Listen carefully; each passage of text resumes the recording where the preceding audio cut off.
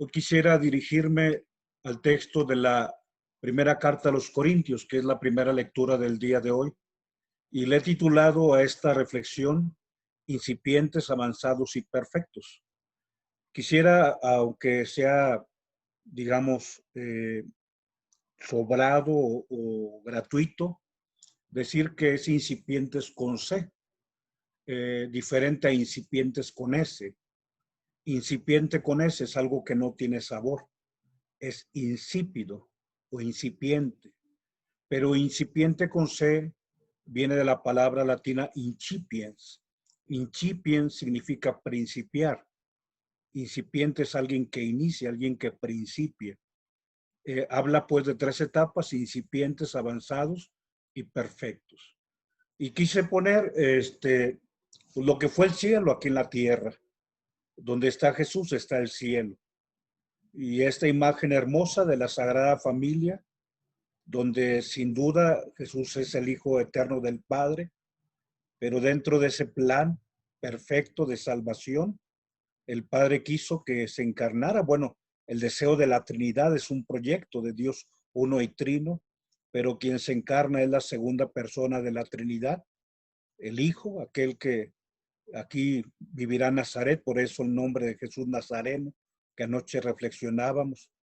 Y obviamente el plan de Dios quiso que fuera mediante la concepción virginal de María Santísima, por obra y gracia del Espíritu Santo. Jesús asume procesos humanos, desde la misma concepción, gestación, y de ahí en adelante hasta su muerte, pero también Él nos comparte su gloriosa resurrección. Y por ello, bueno, pongo una imagen tan noble como aquella que halló gracia a los ojos de Dios, como lo dice la Escritura, y aquel que es varón justo, vir justus, como también lo dice la palabra de Dios. Y bueno, en ellos, pero sobre todo en Cristo, aquel que es la santidad perfecta, pues hablo de estas tres etapas. También le puse una glosa al inicio, a la parte final o la parte del calce de la diapositiva, precisamente para hablar de este proceso que vivimos. Dice: aquello que deja de crecer empieza a morir. Y aún las personas más santas aquí en la tierra tienen que crecer en las virtudes. De hecho, Jesús crecía en edad, sabiduría y gracia. Sí. Si aquel que era perfecto por la divinidad, dice San Lucas que crecía en edad, en sabiduría y en gracia, o la gracia de Dios, crecía la gracia a los ojos de Dios, pues habla de que aún José, María, Pedro, Pablo, cualquiera que haya sido elegido por el Señor, si no crece, empieza ya su proceso de muerte. Vamos pues al texto de la primera carta a los Corintios. En el nombre del Padre, del Hijo y del Espíritu Santo. Amén. Te damos gracias, Señor Dios, por el regalo de esta jornada. Gracias porque nos permites avanzar y estar aquí esta noche. Gracias porque al escuchar tu palabra podemos percibir que estamos aquí porque tú nos has llamado. Estamos aquí porque lo necesitamos. Estamos aquí porque vivimos etapas de vida cristiana en donde necesitamos estar aquí contigo. Necesitamos disponer de nuestro tiempo para ir más allá de lo que el tiempo en sí mismo significa. Gracias, Señor, danos la capacidad de crecer cada día para que no empiece nuestra muerte no tan solo biológica, sino lo que es peor de todo, que no empiece nuestra muerte espiritual, la muerte de lo más grande, lo más maravilloso, nuestra vida cristiana. Es decir, es la primera carta a los Corintios y es el inicio del capítulo 3, el versículo del 1 al 9. Hermanos, no pude hablaros como a hombres de espíritu, sino como a gente carnal, como a niños en Cristo. Por eso os alimenté con leche, no con comida, porque no estabais para más. Por supuesto, tampoco ahora, pero seguid los instintos carnales. Mientras haya entre vosotros envidias y contiendas, es que os guían los instintos carnales y que procedéis según lo humano. Cuando uno dice yo soy de Pablo y otro yo de Apolo, ¿no estáis procediendo según lo humano? En fin de cuentas, ¿qué es Apolo y qué es Pablo? Ministros que os llevaron a la fe, cada uno como lo encargó el Señor. Yo planté, Apolo regó, pero fue Dios quien hizo crecer.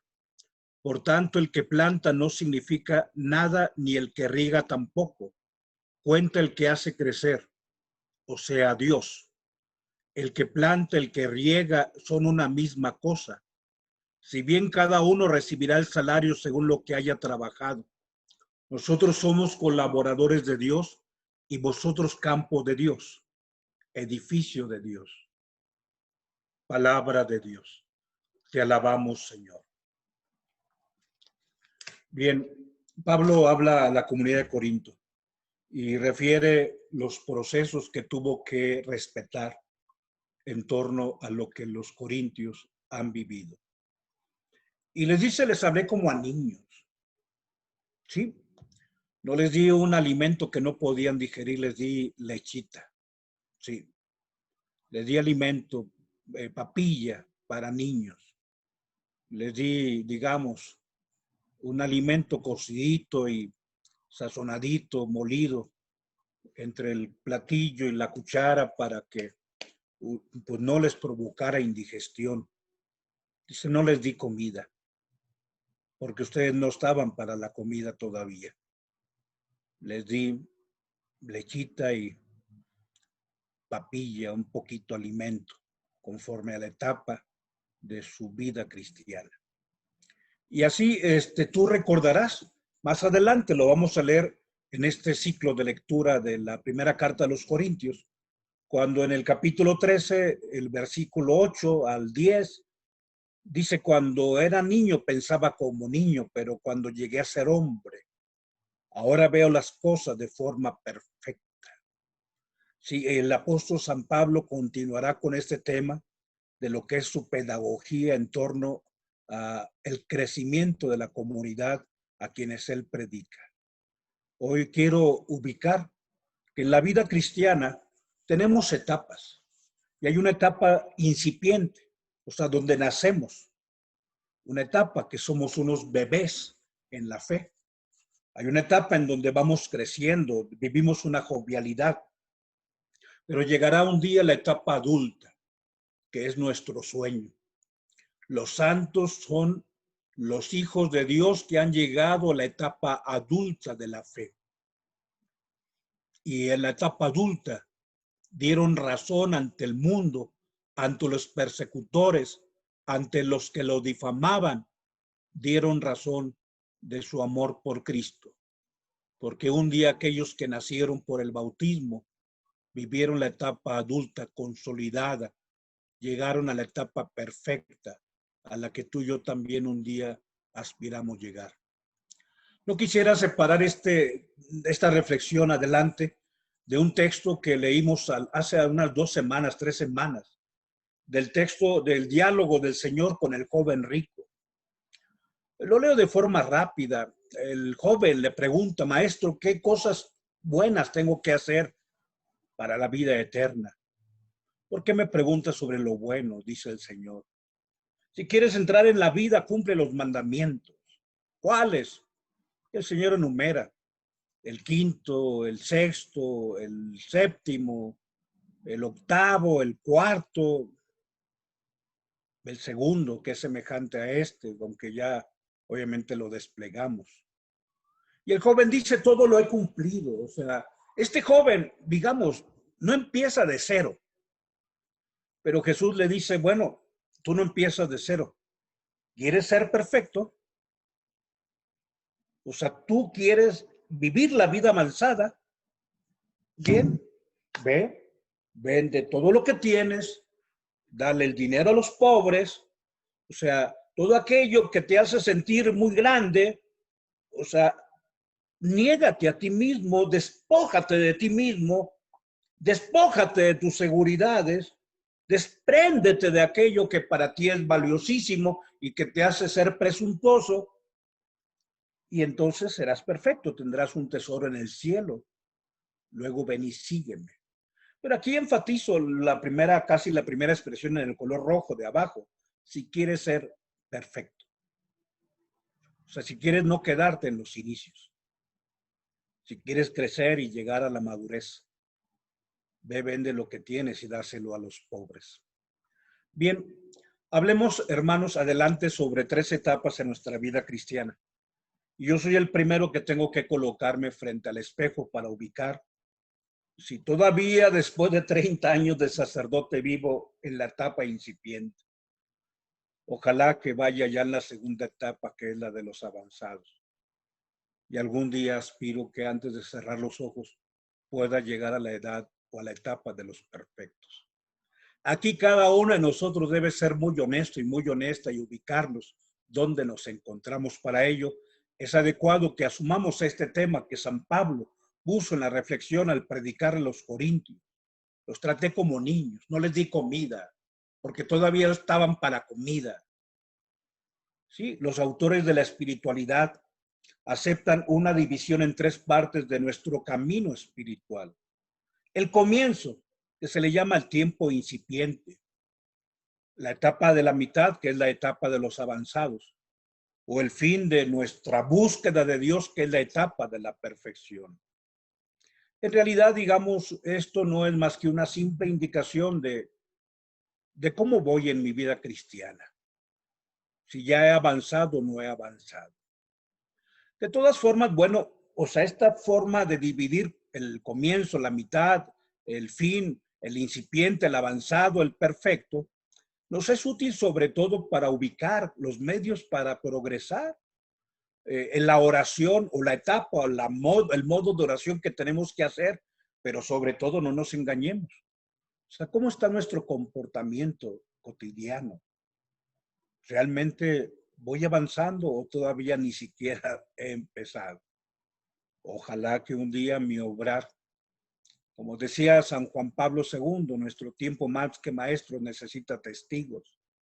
Sí, no personas que hablemos, sino personas que quien nos vea diga, quiero vivir como ese hombre vivo, que esa mujer vive. O sea, no por soberbia. Lo que decía San Francisco de Asís, prediquen siempre el evangelio, aunque en ocasiones usen las palabras.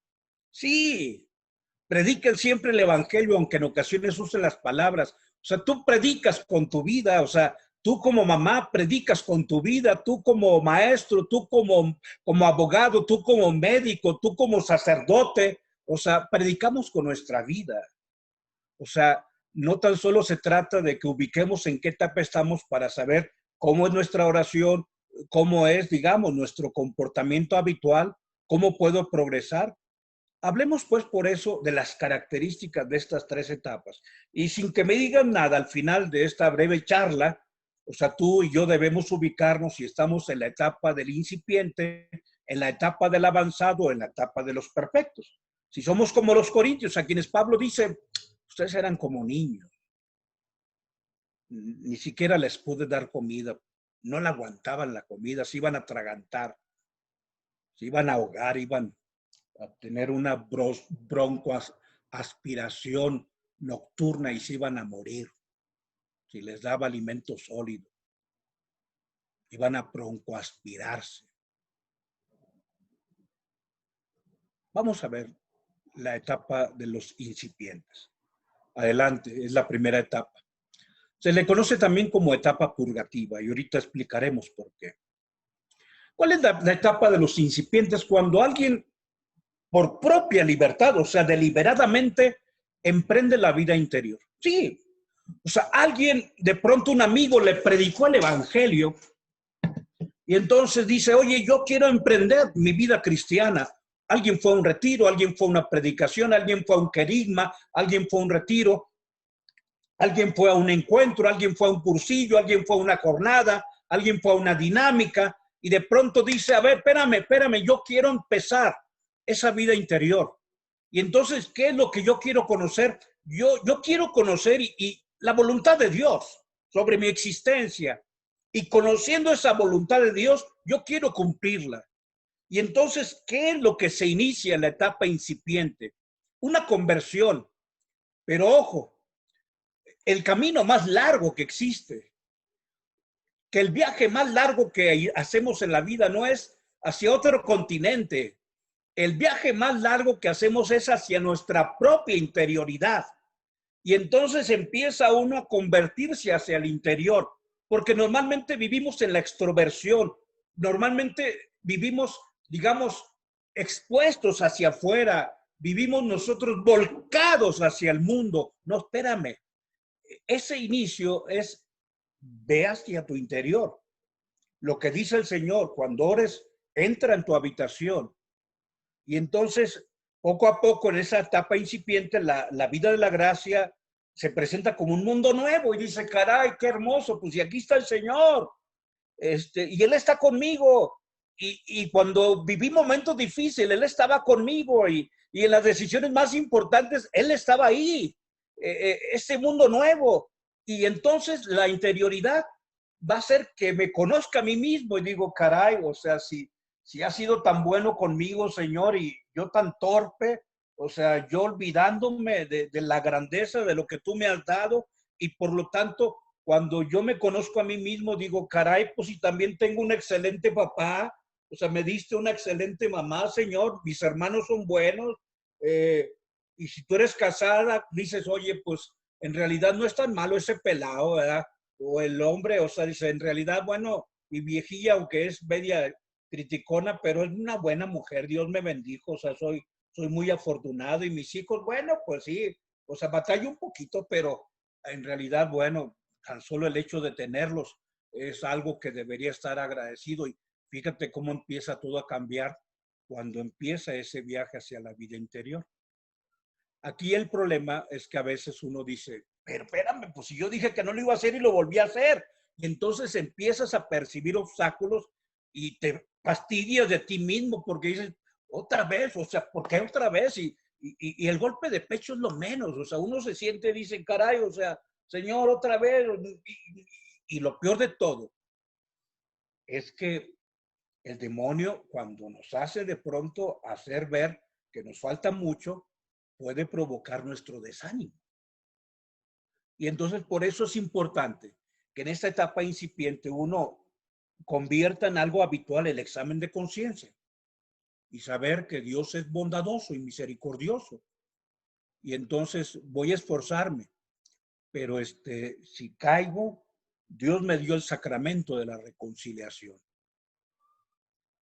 Como segundo momento, qué bueno que Dios me dio esta oportunidad, porque fui al cursillo, fui al retiro hace 4 meses, pero aunque hice mi propósito, hice un plan de vida, no, o sea, estoy ofendiendo a Dios, voy a ir a recibir el perdón que Él me otorga a través del sacramento.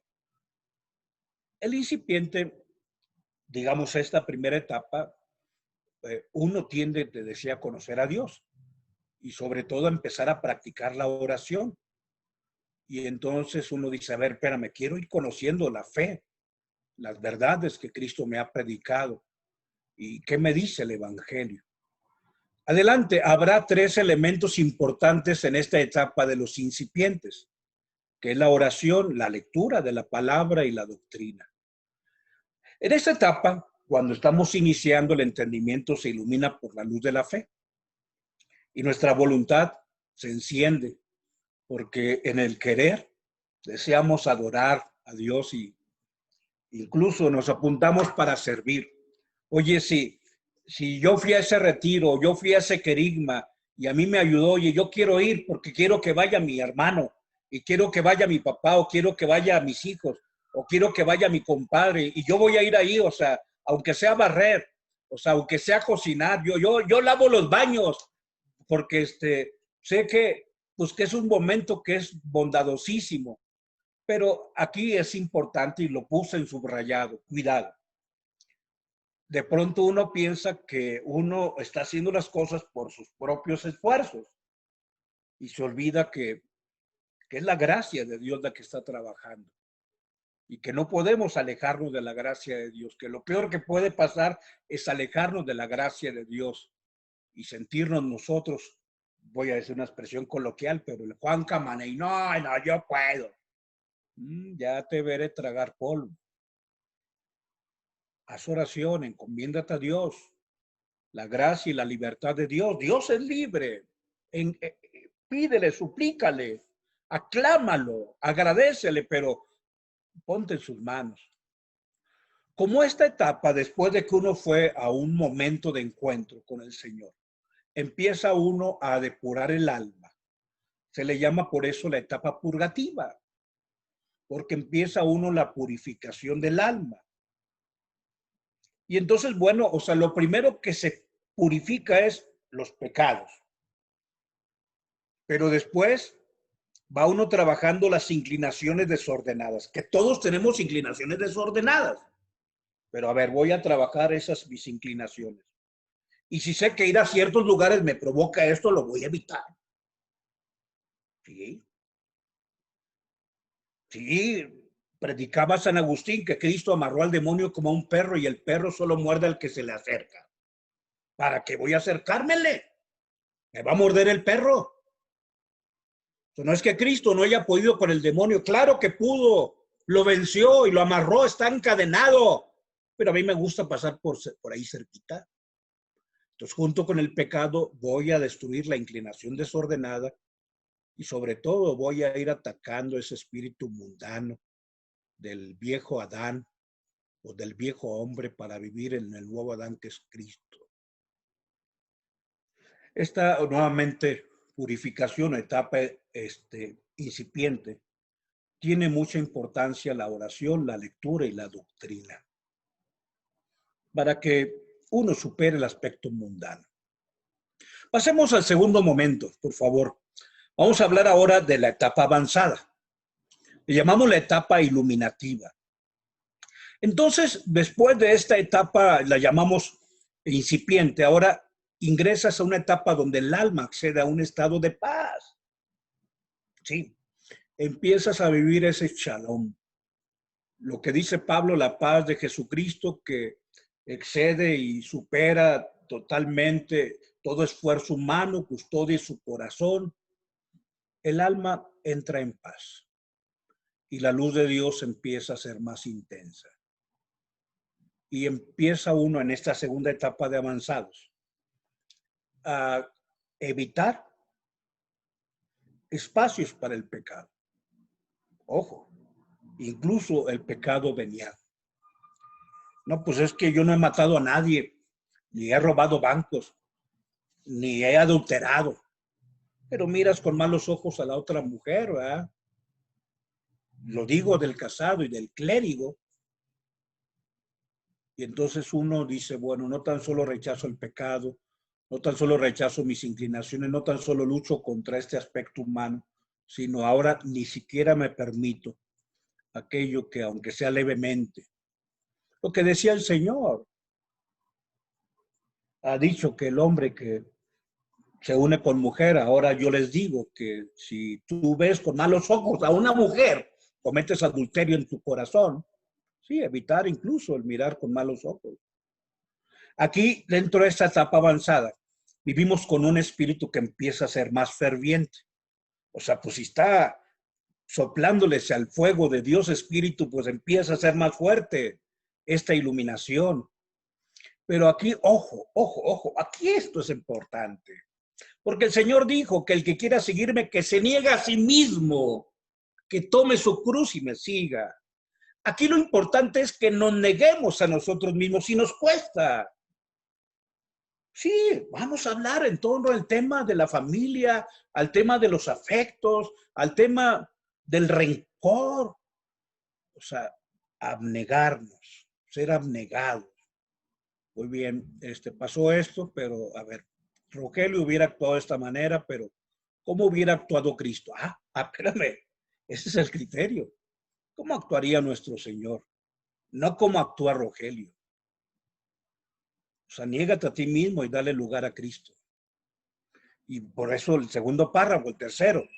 En los avanzados se busca conformarnos con Cristo, o sea, que mi vida se vaya formando, que Cristo se forme en mí, que en mí se reproduzca Cristo, porque voy familiarizándome con el Evangelio, porque como iglesia recurro a la comunión frecuente y si recibo a Cristo en la comunión, pues Cristo va viviendo en mí, el alma se adhiere a Cristo, sigo su ejemplo, me impregno de su espíritu, Cristo se convierte en mi maestro y entonces, en ese sentido, Cristo es quien marca mis juicios, mis afectos y mis acciones de la vida habitual. O sea, ya no soy yo, sino es Cristo quien vive en mí, dice el apóstol. Ya no juzgo yo, sino es Cristo quien juzga en mí. Ya no soy yo quien amo, sino es Cristo quien ama en mí. Ya no soy yo quien actúo, sino es Cristo quien actúa en mí. Porque Cristo se convierte en ese objeto de mi amor personal. Pero si en la etapa incipiente hablábamos de oración, lectura y doctrina, ahora hay dos elementos que son importantísimos. Adelante. La abnegación y el evangelio. Nosotros nos consideramos avanzados en relación con Cristo. ¿Para qué? O sea, ¿en qué sentido podemos ya haber avanzado? Para servir y para dar gloria al Padre. Así como Cristo, mi alimento es hacer la voluntad del Padre. Cuando hay un momento en donde nuestro alimento sea hacer la voluntad del Padre, estaremos dentro de este avance. Y aunque parece que no, pero el avanzado es dueño de sí mismo, más dueño de sí mismo que los otros que piensan ser dueños de sí mismos. Y se vuelve profundamente religioso. Y calladito se mira más bonito, no necesita estar presumiendo. Es amante del silencio. El que ha avanzado es alguien que domina sus pasiones y puede dedicarse al culto interior desde su corazón, pero también exteriormente puede ofrecerle a Dios su culto. En ese sentido, la condición y el efecto del progreso es, reitero, la abnegación. Una abnegación, un negarme a mí mismo para que sea Cristo quien reine en mi vida. Por lo tanto, yo debo vivir la humildad. Y entonces voy a saborear a Cristo en el momento en que yo sea capaz de vaciarme de mí mismo. Aunque no es el ejemplo mejor, pero si esto está lleno, no entra nada. Si yo estoy lleno, Cristo no puede entrar. Tengo primero que vaciar todos esos afectos de Rogelio tan desordenados y hasta enfermizos, para que entonces Cristo me llene, que yo vacíe mi corazón de todo egoísmo. ¿Cuál es el fin de este segundo momento de avance? Iluminar la mente, conformar a la persona con Cristo interiormente, pero también hacia afuera en la acción. Es la vía iluminativa. Por eso te decía, si la etapa incipiente es la purgativa, la etapa avanzada es la iluminativa. Pero vamos a la tercera etapa, por favor, ya vamos concluyendo. Lo que hoy queremos subrayar, la etapa de los perfectos. Maestro, ¿qué debo hacer para merecer la vida eterna? Cumple los mandamientos. ¿Cuáles? No matarás, no adulterarás, no robarás, no levantarás falso testimonio, honra a tu padre y a tu madre, ama a tu prójimo. Todo eso lo he cumplido desde muy pequeño. Si quieres ser perfecto,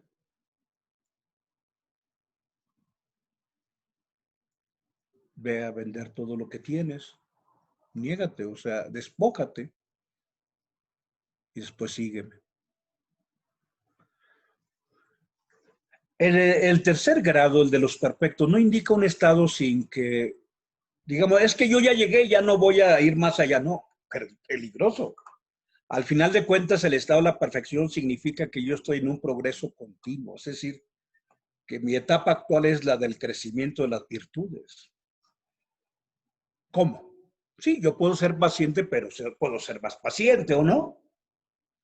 Yo puedo ser generoso, pero puedo ser más generoso. Yo puedo ser servicial, pero puedo ser más servicial.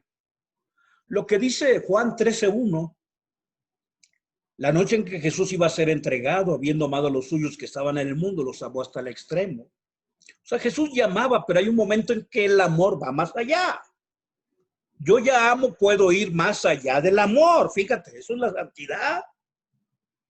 Por eso, ese estado perfecto de consumación de la caridad, que la iglesia llama santidad o caridad heroica, la iglesia exige que la persona sea así para que empiece un camino de beatificación que después llega a la canonización. ¿Qué es lo que reconoce la iglesia cuando reconoció que San Juan Bosco, San Ignacio de Loyola, San Agustín, Santo Tomás y el santo de tu devoción realmente vivieron la santidad? Esto que viene en letra roja. La virtud cristiana, para ser heroica, debe hacer que el que la posee actúe fácilmente.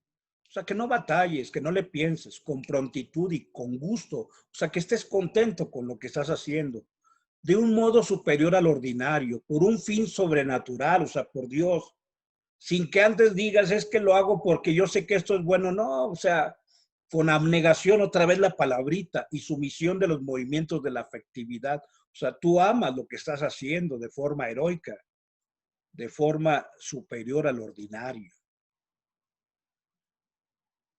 Eso es lo que la iglesia reconoce cuando dice, hermanos, Teresa de Calcuta vivió un grado de santidad, porque su virtud cristiana actuó fácilmente, con prontitud y con gusto, de un modo superior al ordinario, por un fin sobrenatural que es Dios, sin razonamientos humanos, con abnegación y sumisión de todos los movimientos de su afectividad para servir a Cristo en el leproso. Por eso esa heroicidad de los santos debe resplandecer hasta tal punto que esa persona te diga, la santidad es posible. Finalmente, ya concluimos. No deformar la realidad. Los perfectos, adelante, no deben deformar la realidad. La perfección de la caridad, menos plena y resplandeciente, pero verdadera y suficiente, para que el alma no pueda ser enumerada ya entre los simples avanzados. Cuando ha conseguido tal grado de abnegación y de recogimiento que es habitual, y es habitualmente dócil a lo que el Espíritu inspira, y la caridad domina toda su vida. Claro que puede haber algún momento en que sea frágil, porque no es Dios, pero esa perfección que la persona ha vivido ha llegado al punto perfecto. San Pablo dice a los Corintios, cuando estuve con ustedes les prediqué como a niños. No les di comida, les di leche, porque no estaban para más. ¿Dónde nos encontramos? ¿En la etapa incipiente, la etapa avanzada o la etapa de la perfección? Cada uno debemos revisarnos. Pero recuerda que lo que deja de crecer empieza a morir. También en lo espiritual. En nombre del Padre, del Hijo y del Espíritu Santo. Amén.